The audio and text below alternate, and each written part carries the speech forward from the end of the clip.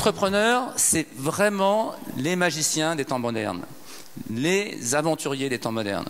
Comment on transforme du sable en semi-conducteur, comment on transforme du soleil en énergie. 8 montgolfiers qui correspondent aux 8 comités de la société d'encouragement.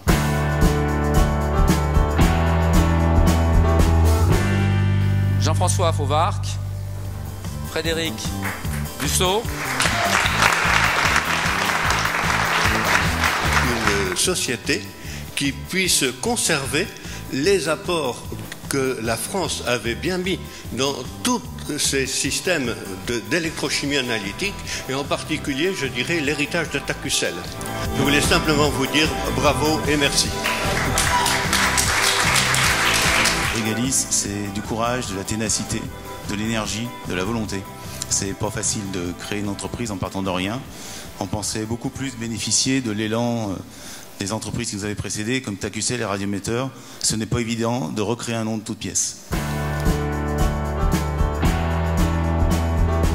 L'entreprise s'est montée à l'école.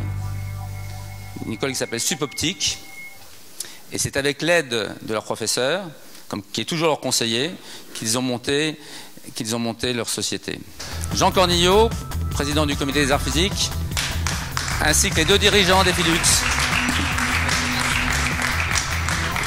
Une façon originale de Supoptique qui met à disposition des élèves un laboratoire avec tout son équipement, des conseils de professeurs, éventuellement d'ingénieurs extérieurs, et c'est vraiment très très intéressant, et ça leur met le pied à l'étrier très bien. Alors je pense que c'est pour ces raisons, leur dynamisme, quand on voit la société qui commence déjà à bien pousser, qu'on a voulu les récompenser aujourd'hui. Pour résumer rapidement la société, ce que l'on conçoit et ce que l'on fabrique, ce sont des éclairages à LED, mais ce ne sont pas des éclairages à LED classiques comme vous pouvez voir dans la vie de tous les jours, ce sont des éclairages qui s'installent sur des chaînes de production, et c'est pour contrôler la qualité par caméra. Création d'une société en sortie d'école, c'est pas évident, même si c'est peut-être plus facile que de le faire quand on a 2 enfants et une famille à faire vivre. On n'a rien à perdre quand on est jeune et on est courageux. Je sais même pas, 8 ans après, je suis encore jeune, mais je sais pas si je repartirai dans les galères. Vous savez que l'innovation, elle vient souvent de la rencontre entre plusieurs technologies. Là, si j'ai bien compris, c'est la rencontre d'un milieu agricole où on cultive le chanvre. Et là, avec le chanvre, ils ont rencontré un industriel de l'automobile et ils font des sièges auto. Enfin, ils réfléchissent comment alléger les structures de l'automobile. Monsieur Vagneau, qui est la partie agricole de la société, n'est pas là aujourd'hui parce que, vous l'avez remarqué, il fait beau, donc il est sur son tracteur. Mais c'est Monsieur de Mortin qui sera là pour le représenter, et en tout cas je vous souhaite à vous deux et à Monsieur Vagneau également le meilleur avenir possible dans votre activité. Merci beaucoup à vous. La rencontre avec Forestien a permis à APM d'être créé et surtout de maîtriser la chaîne de valeur complètement, de la plante jusqu'à la pièce industrielle. Comme disait Sylvie, c'est aussi un business model et c'est un modèle économique complet qui quelque part aussi participe à une économie circulaire qui s'ancre sur un territoire avec des agriculteurs et puis une production qui va jusqu'à l'automobile. Réutiliser, transformer les déchets, les pollutions en autre chose, et ensuite, si j'ai bien compris, réutiliser l'endroit pour d'autres fins. J'appelle Alain Juillet, comité des arts économiques, et François Boucher, président de Valgo. Et il va exploiter un concept qu'il a développé, qui s'appelle les 3D. Alors, ce n'est pas les 3 dimensions, hein, enfin encore que, un petit peu quand même, puisqu'il s'agit de parler de déconstruction, dépollution, développement. 300 usines ferment chaque année en France. Alors on pourrait se dire, c'est super pour la société Valgo qui va devoir donc démolir, déconstruire, désamianter, faire tous ces métiers. Mais je trouve que c'est très préoccupant. Et 100 quand même sont à peu près chaque année encore 100 entrepreneurs développent de nouvelles usines, mais contre 300 qui ferment.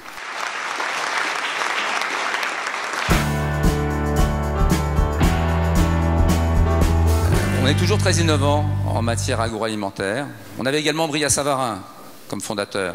J'appelle Antoine Hubert et pour le comité agriculture, George Oxley.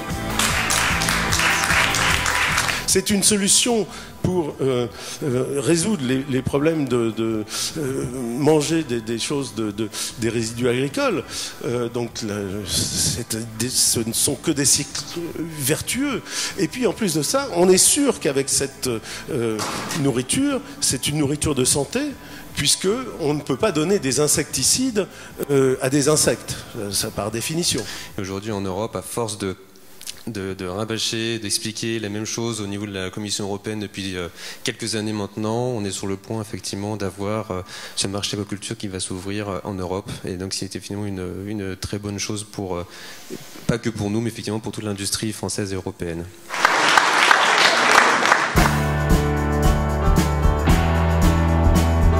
Le comité, après de nombreuses réunions, a décidé de récompenser une entreprise artisanale.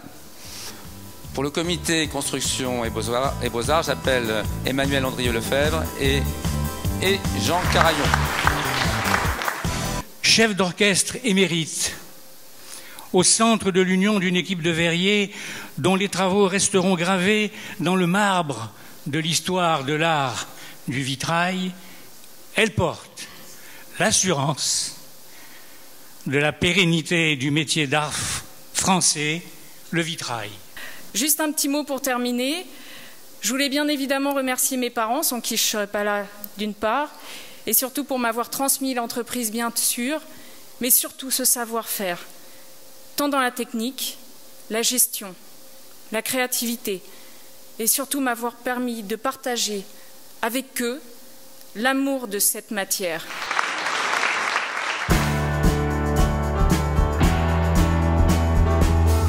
Le montgolfier du commerce, il va chercher les derniers composants les plus sophistiqués dans le monde entier et il les ramène en France pour les entreprises françaises. S'ils sont là, c'est pas tellement pour leur entreprise, c'est pour ceux qu'ils sont tous les deux.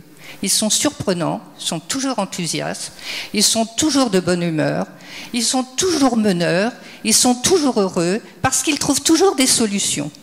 Travaille ensemble, on a plaisir à travailler ensemble et on a toujours développé notre société en disant que tout collaborateur que nous recrutions, l'essentiel c'est que nous puissions bien nous entendre, évidemment ses capacités, mais que nous puissions bien nous entendre avec lui. Je voulais simplement remercier tout le monde, remercier même ma banquière qui est là, mon expert comptable qui me coûte trop cher, mon associé qui me supporte, ma femme parce qu'elle n'est pas venue en disant de toute façon tu vas rien dire sur moi, donc je la remercie de me supporter.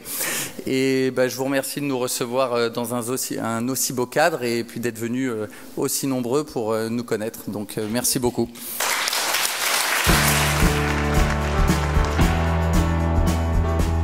C'est le dernier comité créé, le comité communication et formation. Il a été créé récemment dans les années 90 parce qu'on s'était dit qu'il fallait quand même parler de communication. Donc j'appelle Guillaume Monteux et la présidente du comité communication, Sylviane Villaudière. On a cherché un profil, on a cherché une performance qui allie ces deux axes de communication via le numérique, mais aussi de la formation, l'éducation, la culture. Et on est tombé sur Milibris. On a travaillé très dur pour ça. On a inventé, effectivement, comme vous avez eu la gentillesse de le souligner, Sylviane, des nouvelles technologies. Et c'est tellement bon, vraiment, d'aller aux États-Unis et de vendre des technologies françaises. Franchement, je vous assure, c'est un pied incroyable. Alors vraiment, merci beaucoup à toutes et à tous.